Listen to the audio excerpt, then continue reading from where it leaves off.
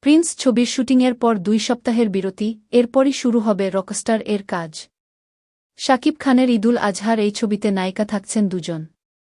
প্রধান নায়িকা এখনও চূড়ান্ত না হলেও দ্বিতীয় নায়িকা হিসেবে খুব জোরেশোরে শোনা যাচ্ছে মিস ইউনিভার্স বাংলাদেশ তানজিয়া জামান মিথিলার নাম। রকস্টার ছবির পরিচালক আজমান রুশোর কাছে গতকাল রোববার এ বিষয়ে জানতে চাইলে তিনি বলেন, এসব নিয়ে এখনই কোনো কথা বলতে পারছি না।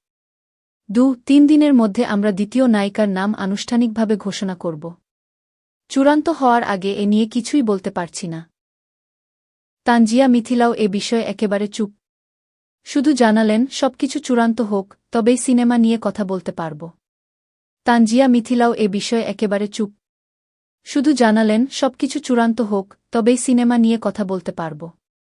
তবে সিনেমা সংশ্লিষ্ট একাধিক সূত্র জানিয়েছে, এরই মধ্যে পরিচালকের সঙ্গে একাধিকবার মিটিংয়ে বসেছেন মিথিলা। চরিত্রটাও তার পছন্দ হয়েছে। তবে ছবির প্রধান নায়িকা হিসেবে থাকতে পারেন বাংলাদেশ কিংবা পাকিস্তানের জনপ্রিয় কোনো তারকা। কিন্তু কারও সঙ্গে চূড়ান্ত কিছু না হওয়ায় এখনই কিছু বলতে চাইছেন না পরিচালক ও প্রযোজনা প্রতিষ্ঠান।